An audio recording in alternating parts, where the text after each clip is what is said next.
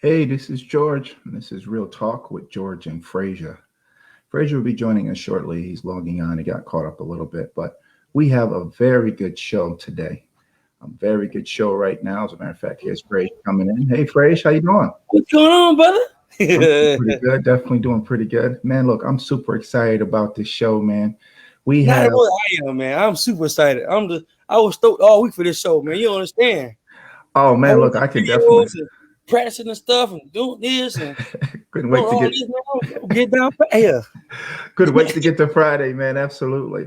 Listen, this is going to be a very, very, very informative show. And we just want to get to it. We want to welcome Commander Dale Brown to the show. Welcome to Real Talk. Your mic mute. Your mic is muted. Your mic, right, muted. Right there, the Got it. microphone. All There it right. is.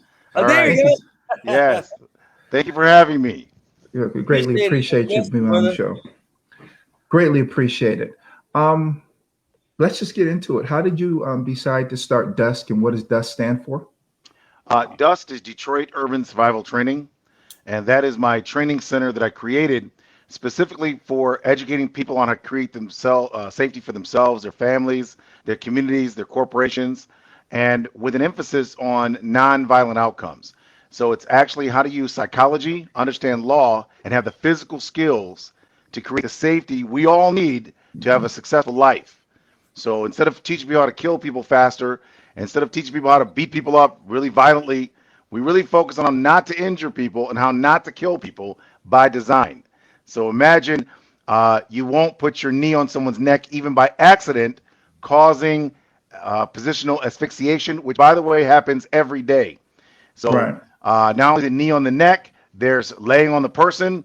Lots of kids are being killed at different facilities or different situations where adults didn't even mean to. They literally just laid on the person, tried to hold them because they were out of control or upset or angry.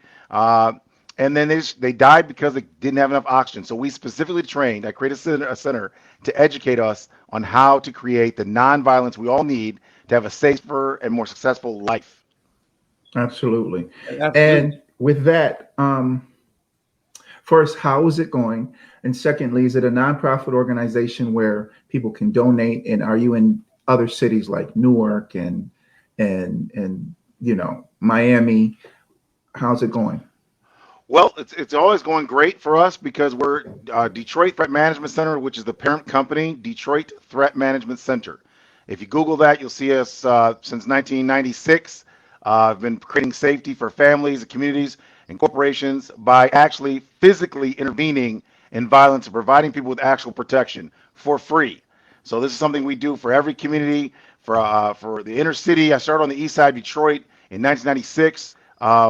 Just helping families stay alive. We had home invasions and murders on the east side of Detroit that were unprecedented. It was like like a war zone or something. It was crazy. It was just a place where literally dystopia was by design. In other words, we call it at risk. It's not at risk. It's just not protected.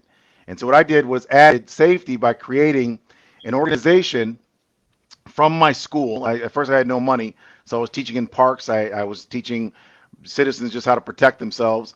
And then a girl was chased off a bridge in front of her daughter. And that's what made me actually want to start teaching. And then I realized that after putting boots on the ground and actually training people, they needed more than training. They needed protection. So I got people from the neighborhoods, from the east side. Some people, this was their first legal job. And I got them trained and I got them a free apartment in exchange for protecting their building. So imagine 10 apartment buildings, Right. 400 dwellings in one square block, and a home invasion. Home invasion is daily, and a murder once a month. Right. So the rich people were not getting richer, the poor people were dying. So what I did was I bridged it. I went to the wealthy and I said, listen, why don't we make it safer for the families? And let's you're making this money, and you need to provide protection for your families. Because I said it like that, I said you need to do something because I didn't use inspiration, I used intimidation. The person that was wealthy that owned the most of the buildings, he informed me he's not interested in helping these people. Right. And I was like, Wow. wow, okay, wow. Now, so he said, actually said this to me. He goes, it's good you care about your people. Good luck with that. And I was like, well, what are we, one of my people. I said, actually, I don't know what you're talking about because really there's different types of people live in this community. Although it's 90% what I call Afro-Europeans, there were Europeans in there. They all need protection. Everyone needs protection in there. There was Right. no Exactly. safe haven for anyone. And the individual looked at it as though it was a different kind of people. And Right. so what I had to do was speak his language. And I went back to him instead of just accepting no. I said to him, why don't we think about how much money you lost in the last murder? And I talked to the lady who runs his books. I got a separate meeting with her, and she said, "Yeah, he lost $70,000 last time. There was his murder, and every month this happens, they lose like 70 G's in revenue." I said, "Well, that's a good level. Let me try that one. Let me try that. Let me try a different way. Instead of trying to use intimidation, I used inspiration. What could I get this rich man that he wants that will get me what I want, which is to help the families?" Right. So I went back to him. I said, "Listen, can I interest you in this one option? I know you lost $70,000. I want to save you that money. I think if we stop these murders, if we stop these home invasions, we'll be able to get your occupancy from 30% up to some, a profitable place." He goes, "I haven't made any money since the 60s. And this Right. is 95. I haven't made a dollar. What are you going to do the Detroit Police Department cannot do?" And I said to myself, "Oh, that's a good question. I have no idea." Right. Wait, what is this, a movie? Wait, Right. I must have been watching too many movies. Oh, man. Well, honestly, I don't think I'm going to make it, but here's what I can do. I can try. Right. And what I'm going to do is I'm willing to die and do whatever it takes to make it so these families can survive. That's what I can promise you. And I don't know if it's going to work out, and I definitely don't think I'm going to survive. But what I can say, as a warrior, I'm about to have an honorable death, protecting the families that need protection because they are literally at risk all day, every day, 24/7. There's hundreds of Wow. families. And I thought about this, man. What if I was a kid who grew up in this area? My mother was a doctor. I came from a family of doctors. My family started the first privately owned medical hospital in the city of Detroit. Right. It was owned by African Americans, and the reason why they went there to the cold place is because the KKK told them in Alabama, "You could leave tomorrow or die tomorrow." Right. So my great grandmother and great grandfather decided to come to Detroit and open a privately owned African American hospital, Afro European American hospital. And the reality is that violence is something that's just part of our life from starting from when we were taken captive by the other kingdoms in Africa, and that has never changed. That's also part of Europeans' life. It's part of the Asians' lives. There's no place where humans have not been violent towards other humans for some ridiculous reason. And so what I did was I looked at it like this: what if I was a kid that grew up in this area? What if I was a kid whose mom was here or grandparents, and I live here and I'm scared and there's no one to protect me? And I said, you know what? I'd rather die myself and know that I sat there one block. Literally, I live in the neighborhood. I'm on on the front of the boulevard where the nicer apartment buildings are. But I'm poor too. I'm just a little less poor looking. Right. But I'm definitely poor. I work $4.15 an hour. I work 80 hours a week, and he only pays me for 40 hours a week. Right. That's after I was an airborne paratrooper, and that's after I was a private investigator, because that's just the situation I had to have in order to get the opportunity to legally protect the families. I had to Right. take this low-end job. I had to create one. So my point is this, that we create the change we want. I wanted safety for the family. I had to figure out how to do that legally. So I created a system where we could train the people, get them free apartments. They can protect their buildings. We have an army of people that can descend on a situation and respond to the families in need right now, not an hour from now, Yeah. right now while someone's trying to home invade them. And my idea was that, we might be able to save some people before we die. Right. I'm pretty sure once I saw people myself, I'm from the suburbs. I didn't know people die. You're growing up as a kid. If you didn't see that, you weren't Yeah. around that. You don't even really know death is real. So I Right. was watching TV shows. I was watching, back in the day, Death Wish 1 through 13, and all these other movies. And the guy never dies, so he's good. You take on the gangs and you live. When I was in the hood, I saw death, and I was like, oh wait, uh-oh, I'm not gonna make it. Yeah, This this is is not. real. When I found out that the response time is going to be well after everyone's dead, I really was like, man, I'm gonna be one of the dead people. Right. So, and that's what I realized that what we've done is we've allowed a dystopian, way of thinking to permeate our existence. Like we actually believe this. We believe we're supposed to be at risk. It's a narrative, right? We're supposed to be at risk. It's just the way it is. And I said this. I don't believe that. I Right. believe we're supposed to live safe. Our seniors should be safe. Senior citizens used to. We go on patrol. I bring out 10 men with rifles, and we would go on patrol. And by the way, the only person with bullets in their gun was me. Right. I'm just saying. I'm not saying. I'm not saying I don't trust them, but I'm just saying it's safer that way. Yeah. Well, no, I mean, absolutely. It's just the presence of the gun itself and the people on patrol that's the actual deterrent. Well, you know what what I I mean? found out? Honestly, that was my upbringing. My upbringing was militaristic. My mother was in the military. I come from a military family. I grew up around martial arts. I started shooting guns when I was 6. So for me, martial arts, weapons, firearms, fighting, it was very clinical. It was very cynical. It was Yeah. very rudimentary thought process. It was myopic, and it was very Eurocentric. We come there, we dominate, we use violence and force to change human behavior, and that is not real. That's what I've learned after 26 years. Is the truth is what really gives you your strength, your power, and your capability is love of humanity, Right. Yep. not violence towards humanity. That's completely wrong. I was completely wrong. I did not need to be more violent. I need to be more understanding.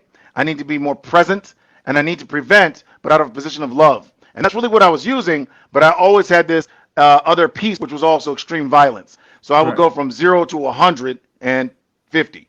So Right. I would say let's not be violent. They would say, okay, we're thugs. We don't want to not be violent. We want to rape, rob, and kill. And then I would say, okay, I'm 10 steps ahead, and I'm prepared to kill you, right? And then they would say, oh, wait, I didn't know it was that serious. I thought you were going to let us do things to you like we do the women, children, and old people in our community. And I'd explain to them that I'm a warrior. I don't smoke. I don't drink. All I do is train for this 24/7. This is all I do with my life. This is my purpose, is to die destroying you. Because you are the ilk. You are the thing destroying our families. So I finally have an enemy as a warrior to die for. This is my Right. purpose. And once those Exactly. thug animals and their different religions, there was different religious cliques we had to deal with. Some of them were prison religions, and they were connected. So what they did was they decided to amass against me, and all I had when I first started was a dog and a rifle and one dude from prison. And Right. I trained him, and guess what we did? We made it. And let me tell you something. The guy that I was training for that was out of prison. He grew up in the system. It changed his life, being a part of something positive. But he did not believe. He did not believe. He straight up said, "You can't help these people." He Right. said, Wow. "Nothing you're doing is going to work. Nothing's going to help these people. Nothing. All this is a waste of time. I'll do it because you're going to train me and give me a free place to live. I'll do that. I'll help you. But I don't Yeah. believe none of it. Right. These people not worth it. These people, we're so filled with self-loathing and self-hatred that the Afro-European self-hates and hates others as well simultaneously. So we have to unlearn all that behavior, all that has to be unlearned if we're going to protect and create a positive future. And it has to center on love and nonviolence. So I was really in the wrong way of thinking. I really thought as long as I can legally justify the use of force, it's good force. It's righteous violence. I truly believed in it. I Exactly. believe that my purpose was to be right and to use my violence in a righteous, legal way. So I always look for opportunities to do that, and I did. So I got a chance to see the tactics work. So I went from a dog and a rifle to over 100 people working, protecting people a day in about a year and a half. Right. And I'd never seen money before. I never ran a business. So I was just winging it, and made a lot of mistakes just in general because Right. I have no mentor. I don't know. I mean, Yeah. I'm just being poor and hoping for the best. And now all of a Right. sudden I'm making change. And what I'm really proud of is that that what I've been able to do is go into people's lives and remove a rape, robbery, or killing. And at the end of the day, it's the positivity that came out of it. The guys that were in prison, I ran into them now, many years later, decades later, their whole life has changed. And these people I didn't believe in. I Right. thought they were going to go back to prison. I thought they were bad guys. So I had police officers on my staff. I had regular professionals. I had regular people from the neighborhood, and I had guys from the prison system all working together, all training together. We Right. trained every day. Tactics, takedowns, gun disarms, knife disarms, sometimes 3, 4, 5 hours a day, every day. before you go to protect some people, you'll be training today. So if Right. you will last 1 week here, you're awesome and you want to use your training. So as a Right. result, I didn't know a lot about psychology. It was mostly physicality. And as a Right. result, we got to see, I did get to see this. What techniques from martial arts really work and which ones don't out of your Yeah. weight class. I'm Right. 5'9". When I first started, I was like 5'9", make 190, Yeah. right? Now I'm 5'9", 240, 250. Big difference. I didn't get any taller, but people have a little more respect for you when you got some more girth. Exactly. And I was Right. so little Exactly. that I had bloodshed constantly because these Right. thug groups, these guys are running.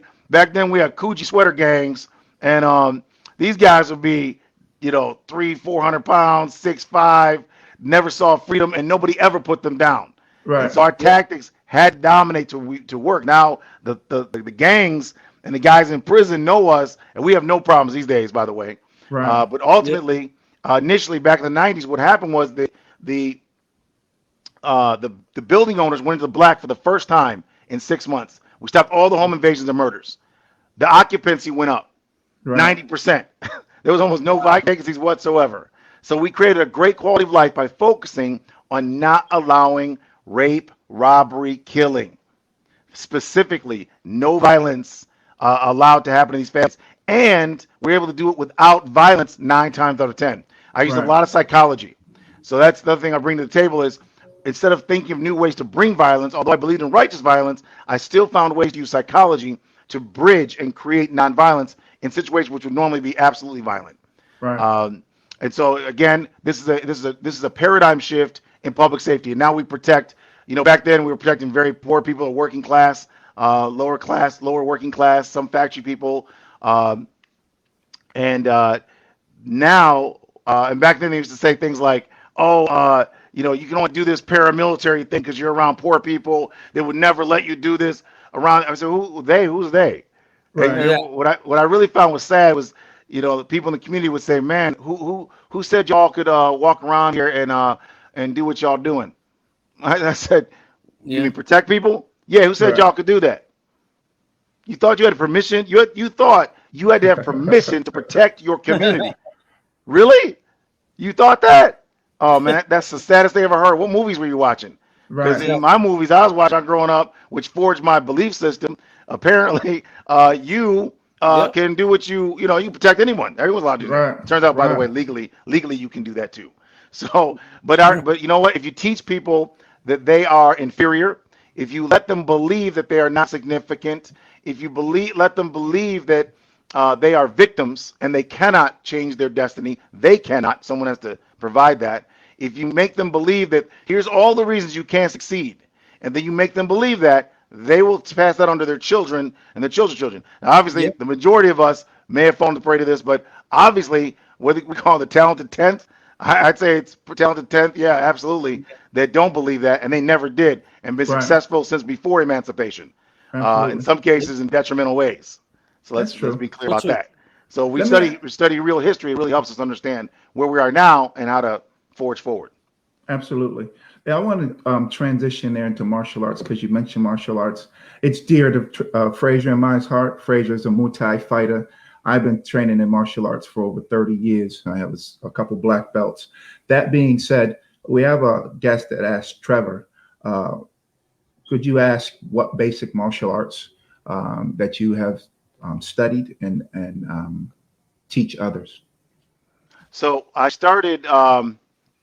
My first art was Taekwondo. So I was heavy legs for probably 80% legs for many years, which worked out really well, especially when people out of your weight class and you're wearing boots and you're Yep. dealing with multiple aggressors. So what you're going to find is in Muay Thai and any other martial art, especially if it's traditional, you're taught to target forward. And the real life, the thugs come from all around, the violent aggressors. So I say thugs and thug animals because that's what we're dealing with a lot, gangs, inner city gangs. But we've also battled skinheads and lots of Latino gangs and bikers. So we battled everyone, Right. Canadians, country people, city people. This is many years now. So protecting people means you're going to be in force on force conflict. That means out of your weight class, multiple aggressors. There will be we're Americans. So you're going to transition from talking to arguing over whatever this is to physical hands-on, which will transition to knives, bats, batons, environmental weapons, and ultimately firearms. And if you don't understand that, you cannot survive in this country. That's This right. country is not a fair fighting country. We've never fought a fair war. We will never fight a fair war. We will never fight fair. Fighting fair is not an American tradition. It is not part of our societal structure. In fact, it's the opposite. You fight strategically by making sure you have a higher level of understanding, capability to outthink and out function the other people. So what I did growing up, my first training was in American style wrestling, and then I got kicked off the team because apparently I can't make my brain not choke the other human with an arm in there. Right. So they tried to tell me I was like 7 or 8 when I first started this. They have a city like wrestling team, and they were like, "Oh, you should go in there." And they were saying like, "Dale, you can't choke them. You can't just choke. You have to put an arm in there." I was like, I can't. For some reason, every time we start wrestling, I choke these other children immediately, unstoppably. So they put this little Olympian. This kid that went to the Olympics. He's much older than me, and they were going to teach me a lesson by putting the older pupil on Yeah. me. So he's like 12. I'm like 8. He's supposed to whip me, right? And they were trying to be funny, like, okay, so since you want to break the rules and you don't want to listen, we're gonna put Andy on you. Andy's like this champion. He really went to the Olympics later on in life, and I put that guy in a chokehold immediately and would not let go. And he turned blue, and then they had to put me off the team because I would not stop choking the other kids. Because one thing about me is I was born a warrior, so I can't follow sports rules. I can't. Right. I can't do sport rules, right? And Well, yeah, I my mean, there's no response place in is sports for, excuse me, but there's no place in sports for a real life combat. No. That's the right, problem. I've right. seen black belts get knocked out that Yeah. train with me because they go into a sport fighting stance when you're like, no, this is not, you're not getting points here. This is a real fight where beer bottles, pool sticks, everything is an option for you, And firearms, you know? right, Yeah, and right, firearms, you know what I right. mean? And so, And multiple aggressors and liars. And remember this. So if I'm a really good fighter and I fight here, which is normal, especially the more I train, the more I'm going to be fixated here. It's subconscious. If you keep training, your brain is going to go into a subconscious thought process, which is to look straight ahead. So we've had some great boxers on my staff that got humiliated in street scenarios simply because their brain couldn't pick up threats here. You're talking about somebody who's a pro. These guys are real good fighters, man, Yeah. but they're real good here, right in front. right, It's right here, and so their brain automatically shuts down. It is right here. If you're in front of them, you're done. But the problem is thugs don't do right on here. right, Violent people, especially in groups, are very dishonorable. They'll even fake like they're dying or fake like you won or they give up or then they don't tell you they have a knife or a bottle or that their cousins are coming from the rear view. All those things really count in the next couple seconds after the initial conflict begins. And that's where you find what I learned, which was I got a chance to see, this is what makes us so unique. I got a chance to see our tactics. Imagine training with your instructor, and then imagine seeing the tactics work, and then seeing them fail, and seeing which techniques work and what don't fit. Tonight, right, you train them tonight. So now you see this doesn't work, or it doesn't work with these kind of people. I just wake up. Then the next day, you fight again. We're fighting every day, but in the street against gangs. And so we got a chance to see the immediate feedback loop. So that feedback loop is what helps a coach know what works and what doesn't. But imagine there's one person to blame for every person on our staff that got stabbed, for every person on our staff that got shot. 6 of us got shot, 1 female, 5 men. We stabilized our wounded, transported level 1 trauma hospitals. In most cases, the times we didn't, they almost died because EMTs inappropriate responses to the gunshots of our staff members. So the reality is the training has to match your environment. And so I didn't, I created a survival system for that reason. So when I went to the martial arts schools, the Koreans wanted me to learn Korean ways. The American wrestling, they wanted me to obey these American wrestling rules. I would never join for sports. I wanted to be able to defend myself. That was my thing. I was being attacked by European Americans and Afro Europeans, and anyone else that could attack me would be attacking. And usually, if it wasn't because I had straight hair, or my skin was too light, or my skin was too dark, my little sister would go recruit some fights like Don King. So she thought her job was get my brother in some fights. So I was always fighting, man, for no reason.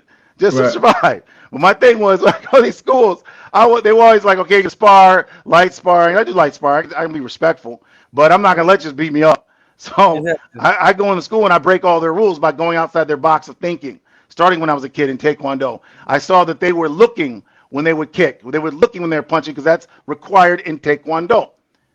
You can't blind strike. But I blind strike, and I win every time. I mean, when I say win, I mean I'm supposed to win. You're supposed to be just going through motions.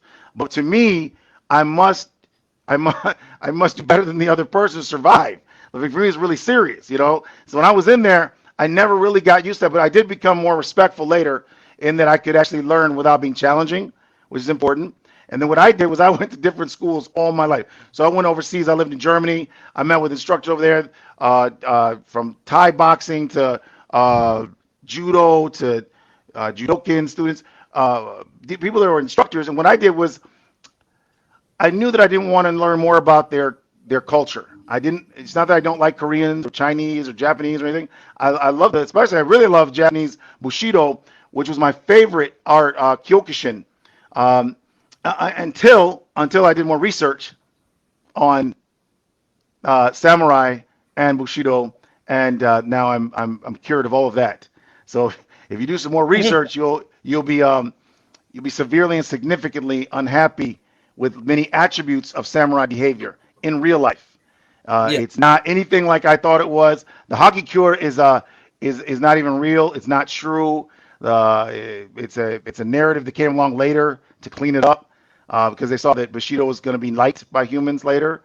But if you actually go back and study what the samurai were really like, you understand why the federal police came along and why the people were very happy the samurai were destroyed.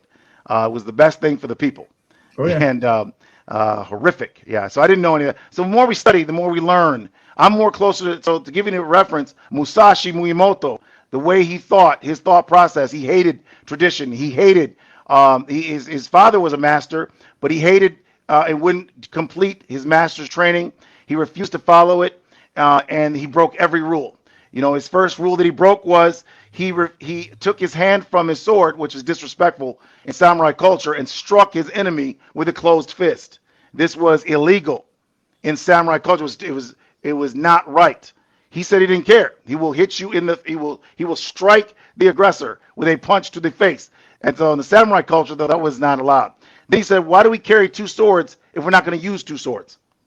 So he was the first samurai to use two swords because they're disrespectful to ever let your hands off of your katana, to move with one hand, to ever use one hand was disrespectful, and also to use two swords at the same time, highly disrespectful.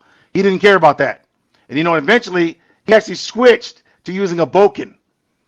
So not only did he kill more samurai than any other samurai in the history of samurais, but he did it at the end, the last 10 he killed with a wooden bokken. He refused to use a sword, which is actually even more disrespectful to the samurai. And he would actually try not to kill them. So there was several where he would say, I'm just not going to kill you. He just refused to kill them, but he could have. And that's because he thought outside the samurai box. He knew the traditional ways of movement, and he refused to follow them. And that's where I would say the closest model to my thought process is that I saw the traditions, I saw the thought processes, and I saw the gaping holes that, obviously weight class plays a part in it. Intentions, the sin principles, right? Who has the highest commitments. And that's what I found was really effective in street violence was I was there to die. I wasn't there to retire. I had no pension. There was nothing for me to get home to. I have no home. I was poor. I had nothing. So for me, all I had was winning at all costs, meaning stopping these violent people, which means they can't rape, rob, or kill the families because I will have dealt with them. This is a noble death. It was a good death. And I had nothing coming anyway. I didn't go to college. I don't have any money. So, what's my future? In my family, if you don't go to college, you don't have nothing. So you're not really a person. So, and there's no such thing as a Bushido warrior in my family. They're a doctor. Everybody in my family is a doctor and a black Greek. Don't get me started on that part. But anyway, a black Greek. Did anybody even ask the Greeks if you can be black Greek? But anyway, so that's another traditional thing, man. The whole concept of these traditional thought processes is what's getting us in trouble. If we're using the thought processes that are traditional, we get the same results they got. Did you look at the results of the Bushido Warrior? It didn't work. The Sun Tzu, that had an outcome. So if you look at the outcome, I do like some of the philosophies of all of them. I take some of them, all of it. But let's be honest, it did equal something, and that equal is now. So you Right. look at the results of your behavior. And what I did not like was the bloodshed. I'm exchanging bloodshed. I'm getting bloodborne pathogens passed to me. Why? Because I'm striking people a lot. Blood is getting all over me, right? Right. I can't get on the ground. This is concrete. There's 30, in real life, we would fight on average, guys would be 20, 30 deep. Because they would only fight us if they were 2-1. They would never Right. fight us if it was a 1-1, ever. So it would be 2-1. And then the Latinos, there would be 4-1. So it might be like 40 of them, 20 of us, or 60 of them and 20 of us. Sometimes 80 of them, and then they would. There's different likes. People like think of Mexicans as like one people, but there's like I try to think of Afro-Europeans as one people. But there's different kinds of Mexicans don't get along, so we had a lot of deal with a lot of their gang fighting because we did a lot of nightclubs. So what happens once they found out we could effectively manage violent gangs in neighborhoods, then the business community found out about us. So we stopped all the attacks of the senior citizens of their welfare. They had food stamps back then. They would steal their food stamps, beat up old ladies in broad daylight, take their food stamps at the door of the grocery store, and attack people at the grocery store, literally taking their groceries and attacking them, taking their money. Mainly old people or families, right? So we stopped all those. So a local grocery store started thriving. Then there was a trucking company in 1998 that was having cigarette problems with cigarette hijackings. And I didn't know this when I watched Axel Foley in Beverly Hills Cop 1. If you don't know what that is, you should go YouTube that. Yeah. In the first scene, Beverly Hills Cop 1, a guy named Eddie Murphy, he's a comedian. He's in a movie called Coming Back to Africa, or what is it? He just had a new rendition of his. Coming to America Yeah, too. Coming to America too, right. But the Okay, first way scene before that- was him, right? The first scene was him buying bootleg cigarettes out of a truck. Yeah. absolutely. And I remember as a kid going, who would steal cigarettes? This is a dumb movie. This is kind of dumb part. I didn't know that it was actually a mafia thing. It's a big thing, and it's actually moved to terrorists later, that they were actually using the money to fund terrorism. So it was a big deal. And so there was task forces put together because it's a controlled product. There was ATF was involved, alcohol, tobacco, and firearms. This is a $250 million company. They got constant hijackings, and they couldn't stop the hijackings. So after many years, I guess it went on for like 20 years, but it upticked. So now all of a sudden they're losing $100,000 a month in cigarettes, and in one payload they lost $1 million truck. Right. Wow. So the guy's freaking out. All the insurance companies, by the way, people don't know this. If you keep getting robbed, the insurance companies will stop covering you. That's right. So now you have to be self-insured, which means everything is lost is yours. So now he's at that category. He's in panic mode because he's losing $100,000 a month. You can't do that. No business can afford that. Exactly. And so he contacts me. It's a $250 million company. They're now a $300 million company. And in 1998, when we started, they had the violent criminals that abducted one of the truck drivers, the helpers, took them to a different city, unloaded it. We stopped all of that. Not $1, not one cigarette loss, not one fist fight.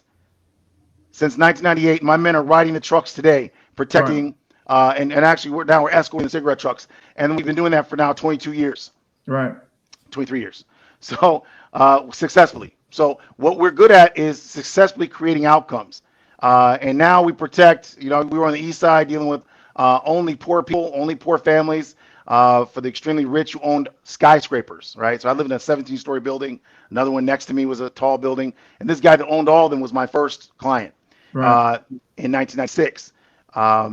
And now we work for the wealthiest people that are the decision makers. So the judges, the prosecutors, the commanders of the police department, the president of major multinational car companies that have houses that are 20,000 to 50,000 square feet inside Detroit are our clients. So that's who we protect now. We've been in the communities of 24/7 response uh, for 11 years. And Right. in that time period, none of our families have been raped, robbed, or murdered. Not one of them. No one's been Nice. abducted. Not one Nice. family's been abducted. And to give an example of how dangerous it is in our community and around our communities, um, the kind of crimes we have had, we used to have lots of like men hunting, like 20 to 30 men just hunting per day, just randomly walking through neighborhoods, hunting opportunities. And we got rid of them without any court date, without invading, without breaking any laws, and without violating anyone's civil rights. Right. So it's very important that you can do that, but only through training. And Right. so with the martial arts I did, I took from all my different instructors and created my own survival system. And in my survival system, this is my point. I wanted to have a martial art where I didn't have to listen to redneck jokes about people, which is what I had to do when I went to different schools. I had to listen to a lot of racist jokes about different ethnic groups. When I went to bodyguard school in DC, I had to listen to all kinds of weird, inappropriate jokes. I don't joke about people's ethnicity in Yeah. my training ever. We don't tolerate that. In the airborne, I was an airborne paratrooper. I got a chance to talk to some KKK members, and I got a chance to crush their skulls in playful ways, in a way that taught them that using the N word around me would be inappropriate and met with inappropriate outcomes for them. But I also got a chance to really talk to them and understand that they permeate our military. These KKK guys are not a joke. There's lots of them, and they run our military. So let's be clear. We have some severe and significant issues. And my point is that ignoring those issues won't make it better. But what That's I right. thought was, why is it that I go to these martial arts schools, I listen to these terrible jokes, I got all these, the gun schools are the worst. Then when I go to training in firearms, I go to training in knife schools or trainings, they believe that the other thing is not valid. Right. So I'm a gun guy. I don't like knives. I'm a knife guy. Guns are not Yeah. valid, and sticks aren't valid. And I fight on the ground. Standing up is not valid. Standing up is good. I stand up, fight. Ground's not valid. Everything's valid in its own place. That's why you have to have a Exactly. multi uh, environmental training, something that has a full sphere of understanding. So that's what I did was I created a school that my idea of a school that I wish I could have gone to was one that taught me in one place without any jokes and without any inappropriate behavior. They taught me how to fight on the ground, stand up, how to use my hands, how to use my feet, how to use a baton, a knife, a pistol, a shotgun, a rifle, all in one training system. Why did I have to go to different schools? Why did I have to then put together myself in real life? So I created a school for that. One school, you learn everything for survival. And then when I became a private investigator, I realized something that's truly insane. I was never taught what legally I can and cannot do while I'm beating up people using my hands and feet Exactly. and choking That's right. people. How That's dare you teach me as a kid all these things that I should never have known? I should why? But you never Yeah. taught me the law.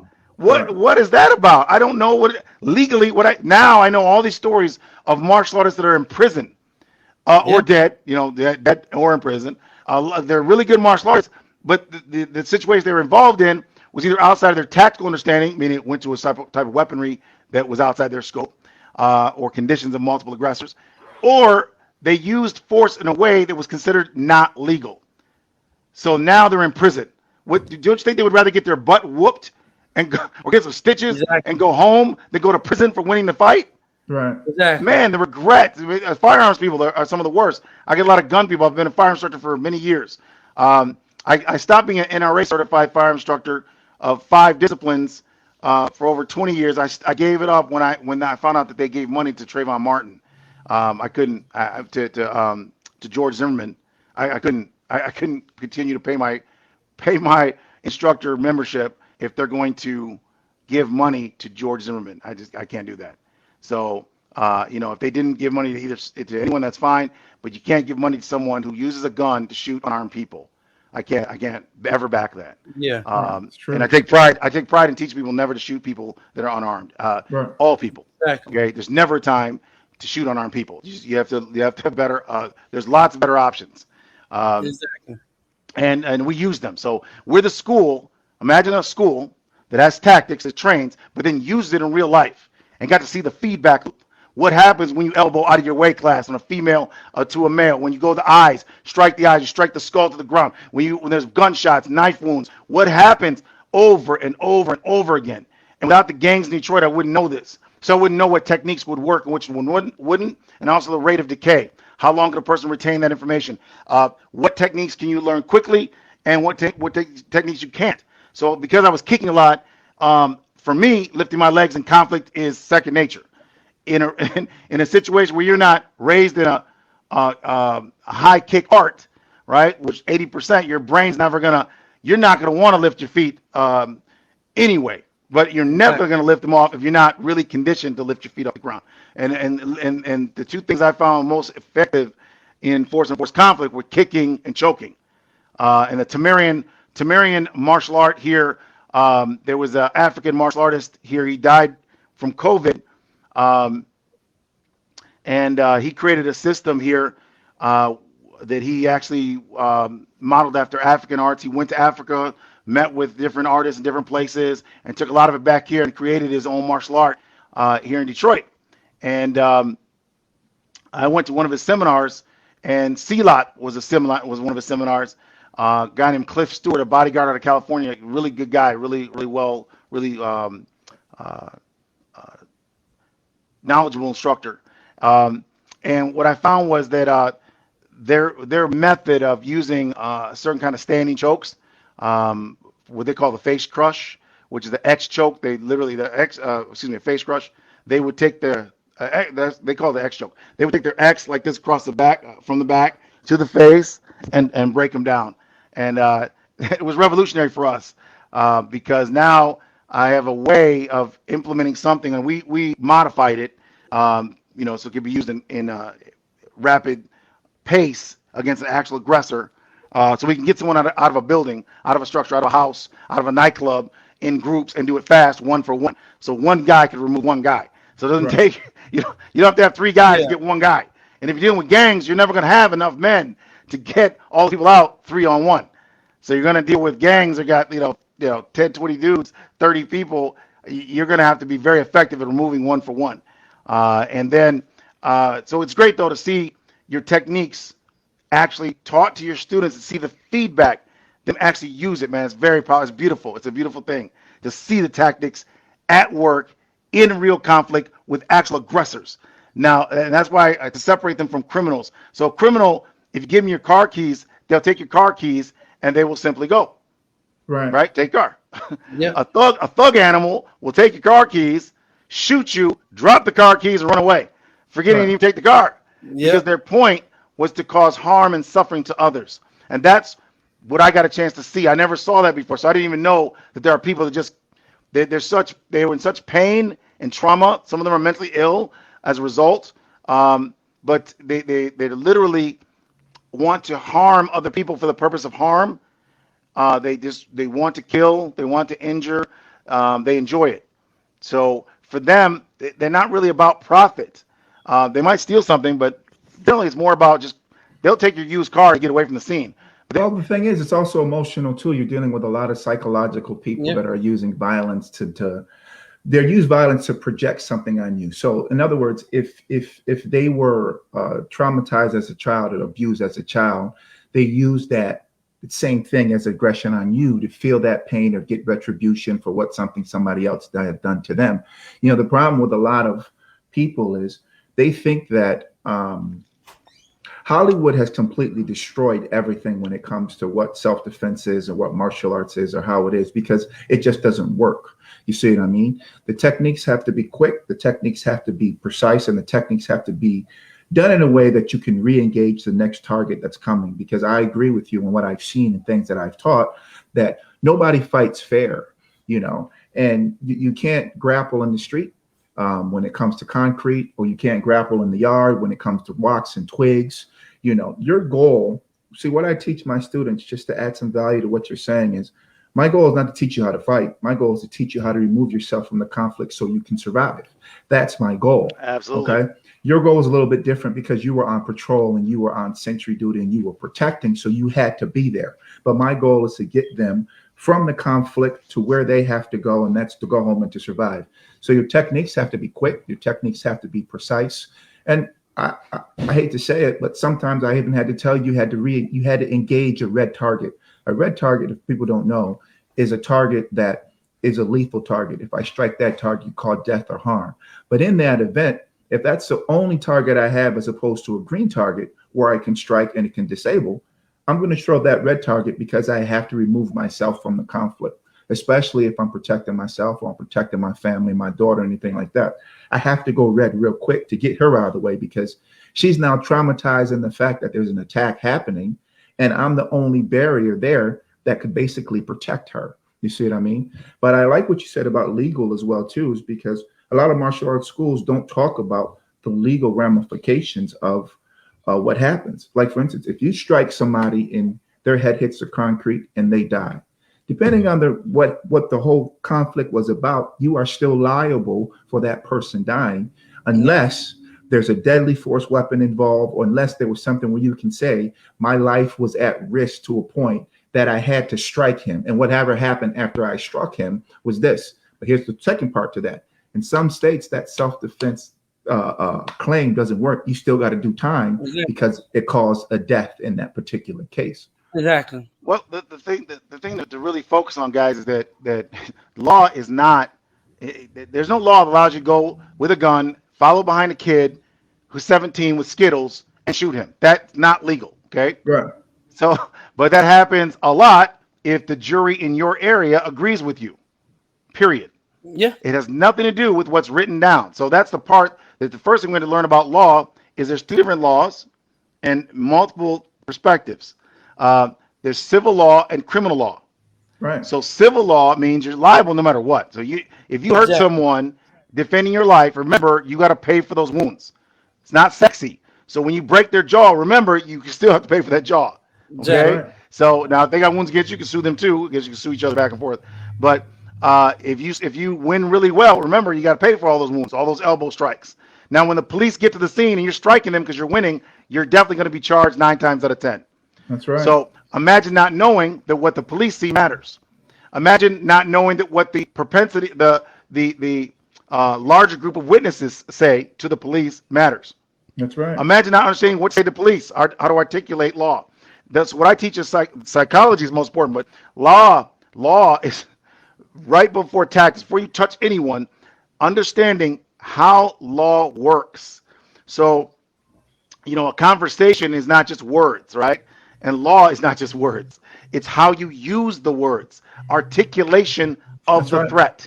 Articulation. If we don't understand as civilians how to articulate what to say and what not to say, then we're going to create problems. So that's why lawyers say don't say nothing, right? That's right. Because if you don't know what to say, you should say nothing. Now, here's the problem with saying nothing. The other side's going to say something. The witness is going to say something. Police are going to write something down. Now, if you don't know what to say, yes, don't say anything. What we do is teach you how to understand how to use the law in accordance with your situation before you have the situation. So before you touch anyone, imagine understanding how law applies to this. We have a threat management continuum. Police use a force continuum. We have a threat management continuum. That's right. Not a force continuum. So we show you how to manage threats continually from onset, how to recognize it first. So the most important thing that I've learned in dealing with extreme aggression, attackers, assassins, people that came to assassinate me, assassinate my staff, people that active shooters. We're pre-contact. We're pre-advanced people. So that means before the first responders can get there, we are the ones that had first contact with the active shooters. We're the ones that had first contact with the gunmen that were trying to kill people. We're the first one. So that's usually either the people at a school, like the kids, or the school teachers in case of an active shooter at schools, right? And people have no idea. I put it on our TikTok. Lots of people are disarming guns every day, especially in all these rural communities where active shootings take place. One of the things that I don't think a lot of people realize is you don't have active mass casualty active shooters in any city. Not any gang. There's never been a mass casualty active killer going through a kill spree, trying to Oh, his internet's going down? Is it like sound like You guys got me? Yeah, I yeah, got yes, you. here we go. He Okay. better now. I got you. So, we had a chance to see, how you see the active shooters. What do you do? What do the active shooters do when you engage them? What happens? What do they look like before they have a chance to pull their rifle, to pull their pistol? What are some of the things you're looking for? And that's what is so vital about having that force-on-force conflict conditioning is I got a chance to see the psychology, reading the body language, and that's what we teach a lot about. The psychology is the most important thing that I've learned that gives us the ability to not just protect ourselves and others, but it's how we're able to understand how to read the body language. And so the reason why my instructors couldn't teach me that is they had not experienced it. So to them, it was a physical thing. The most important things are all part of your compulsive thought processes. Remember, our behaviors are 90% compulsive. That means your behavior is not conscious. And so understanding neurological responses to threat and the perception of threat is vital to understanding how people are going to respond to the perception of threat. Right. So understanding biomechanics is the physical side, but biopsychology is what's before that. So understanding, what happens to the brain when it experiences fear. What are the responses? It has three primary responses, which is flight, Right. Fight. which is freeze, and fight. So That's you're going to it. either run, you're going to freeze, or you're going to fight. Now that's a subconscious response. So when people say, show me your hands, or shut up, or get on the ground, or get away from me, or come here, the brain of the person involved, both brains, or multiple brains in a situation with multiple people, are making subconscious decisions on what to do.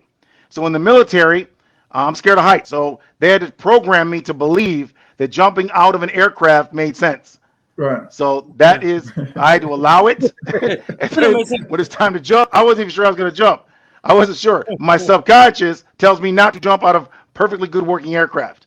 That's what That's tells me right. don't do that. That's But my through training, you actually can overcome that. So yeah. if you're in a religion, the religion tells you to do things you wouldn't normally do. If you're in a military, your indoctrination psychologically is what gives you your ability to override your natural responses, subconscious responses to fear and behavior in general, right? You can program yourself.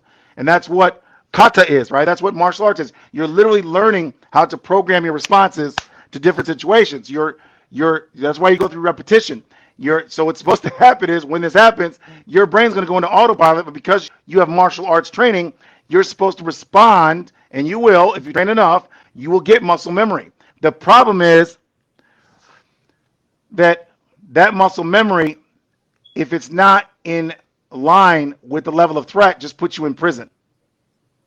Or if it So, doesn't for put instance, you in prison, not to cut you off, or if it doesn't put you in prison, it hurts you severely. Like in Yeah. knife training, when I took defensive tactics knife training, our instructor said it almost immediately. He was like, "Look, 100% of the time you're going to get cut. You're the only person that determines how severe or injured you get cut, and it's literally determined by your attacker and how they're holding their blade." If they're holding their blade in this particular manner, they're a drunken fool. If they're holding them in this particular manner, they're an expert and you need to run. You have to be able to detect those two things. So any type of conflict, I don't care what it is, you're going to get hurt. That's why I don't like to call it martial arts training. It's defensive tactics training because that's exactly what you need in that particular situation. Katas, you're right, absolutely teach you muscle memory and you have to go through that for specific things. But defensive tactics is completely different because I don't that's the fallacy. A lot of people will go ahead and they will sit there and try to do a kata in the street or do a pattern in the street or say, oh, this works and the hammer fist has to come down like this, when it's no.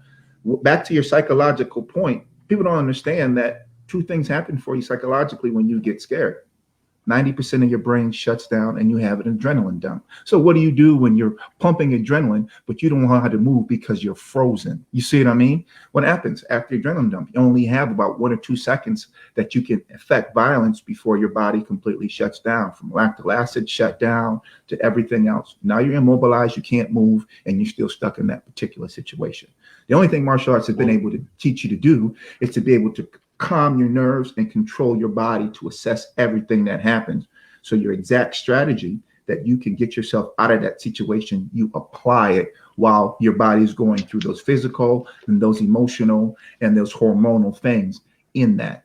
A lot of people get killed because they get killed, like you said, in that freeze stage, that deer in the headlight stage. What do I do? Bang, it's over. It's a wrap. They don't articulate everything else that's happening, or they get hurt, not killed, or hurt severely, And the worst thing that can happen is you go into a situation where you think you have something and you can do something and it doesn't work for you and you can't do it. You're the only person that suffers from that because you're the only person that have to deal with the consequences of that technique you thought that was going to help you, didn't help you. That's what I said in the beginning. I've seen black belts get knocked out cold because they thought they had something and they knew something and they didn't know it for that situation.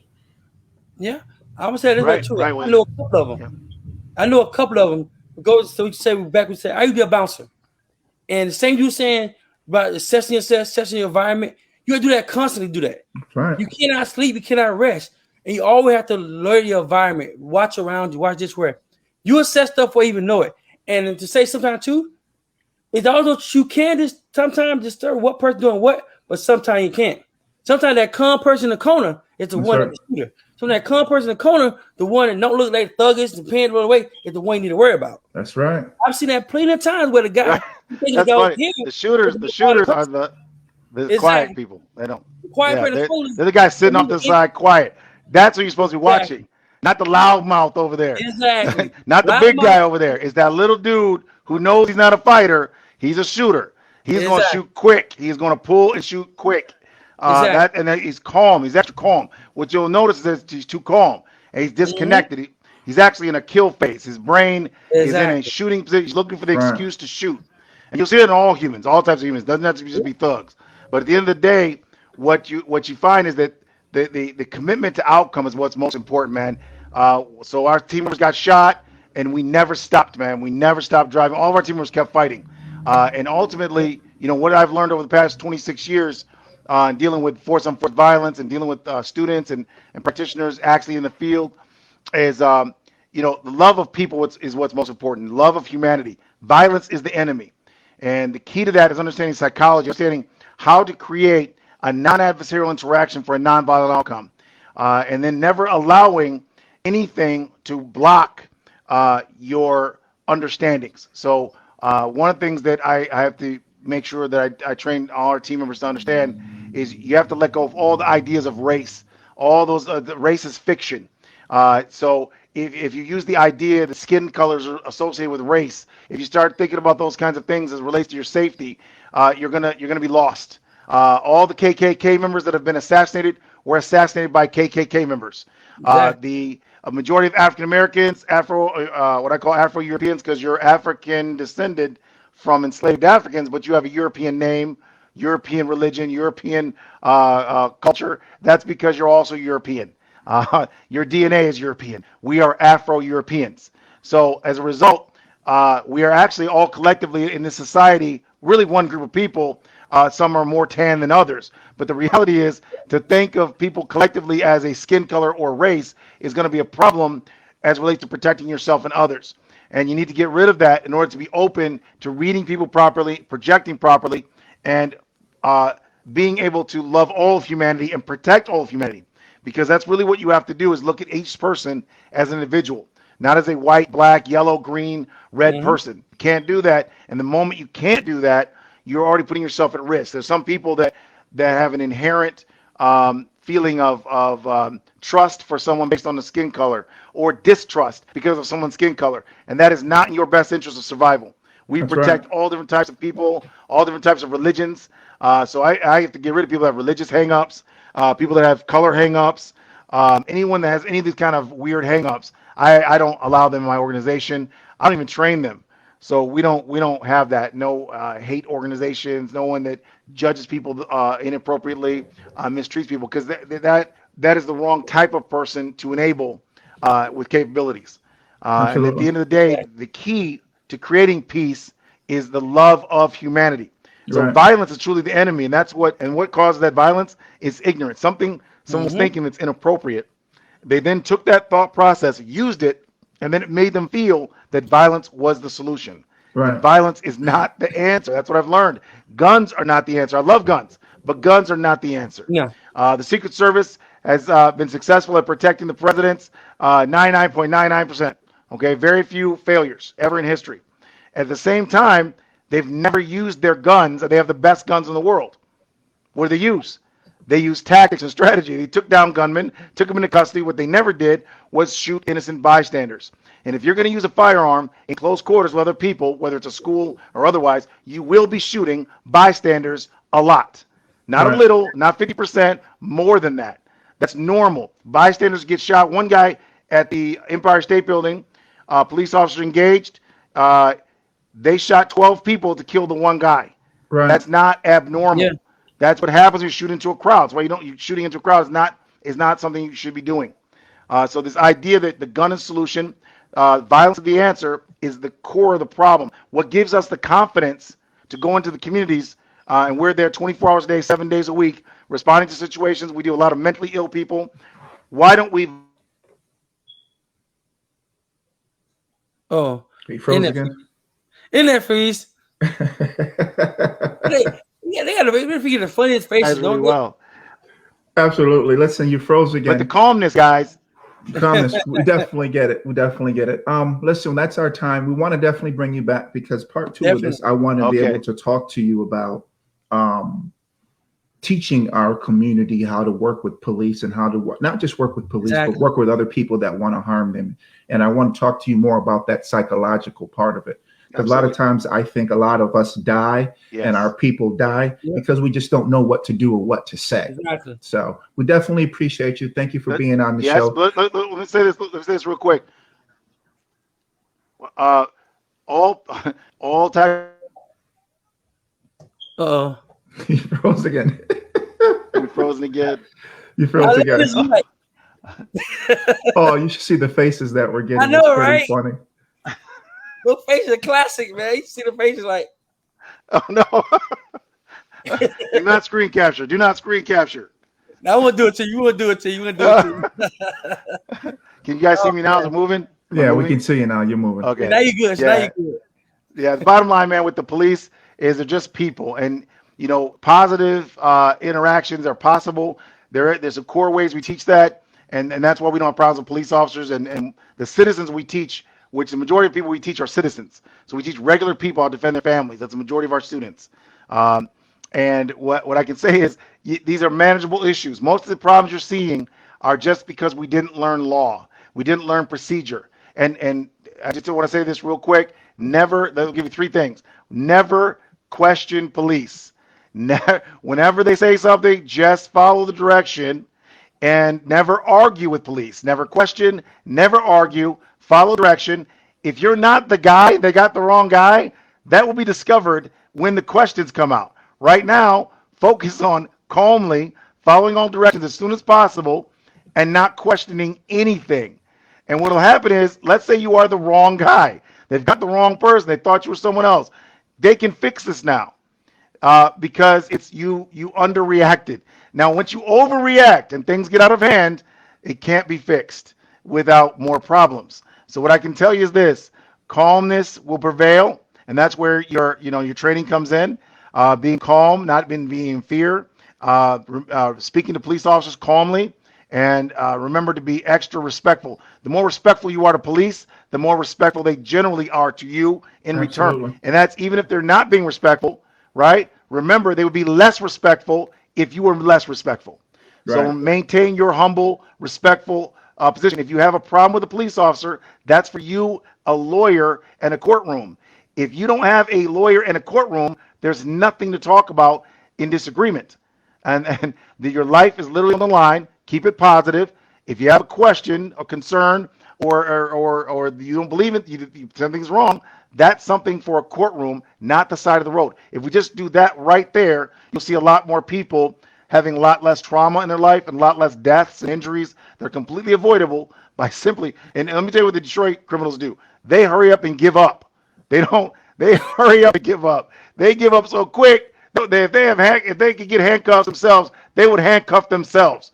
So hurry up and get to court so they can get back out in the street. Okay? That fist fighting, that's for beating up girls, women, and old people. So you know who fights the police? Regular people. guys in the factory, guys that didn't do anything wrong, who think, oh, I can argue, I can get hostile, you can't touch me. Actually, right now, the officer is able to do all those things, and the only way you're going to survive this is, or survive it better, is to comply quicker. That's right. And if there's a problem, you work it out in court, right? But what happens is we weren't taught this. None of us, no one's taught law. Furtive gesture means if an officer believes you did a secretive movement, that doesn't mean you did it. That means they believe you did it. In their opinion, they can now use whatever force necessary to answer this problem of a secretive movement. So that's training we should have all had. What is a furtive gesture? It's anything that is a movement that the officer believes is a movement. And so guess what? Don't make any movement. Calm during traffic stops. Put your hands out of the windows with driver's license, registration, insurance, and car keys. Everything out the windows. If everything's outside the window, it's hard for your hands to be doing anything else. Right. So the more that you capitulate, right, the more that you uplift the officer, the faster you pull over in a traffic stop, the sooner the officer is going to want to have contact with you because there's no conflict. That's the point. Then we'll go over that more later in another show. But yeah, I'm glad to share that, guys, with you and your audience.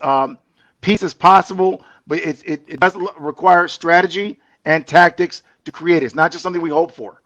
Absolutely. Well, listen, we definitely appreciate you being on the show, and we're definitely going to have you again. Well, definitely. And I want to say my phrase. My favorite phrase. Welcome to the family, brother. Absolutely. Thank you. Thanks, guys. Thank you. We definitely appreciate you. All right, now. Yeah, please check out our website, threatmanagementcenter.com, and look us up online. You'll see lots of media stories about us over the years, a lot of volunteer stuff. We are not a 501c3. We are a for-profit corporation. We literally volunteer.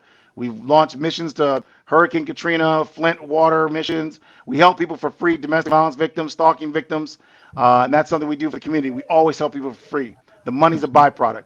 Absolutely. Absolutely. Enjoy your weekend. Thank you, sir. Yes. Enjoy your weekend. Thank you for having me, guys. Yes, thank you. Thank you. Happy Father's Day if you're a father, by the way, too. Yeah, absolutely. Thank you, guys. You too. Thank you. All right, my brother. Judge. Can I tell you, we got a banger? All right, man. Drop gems. We need a part two. Oh yeah. There's no doubt about it, man. There's no doubt part about two it, now. man. You know, we got part. That type of information. George. Yeah, man. Look, that type of information that's there, Frazier, you couldn't.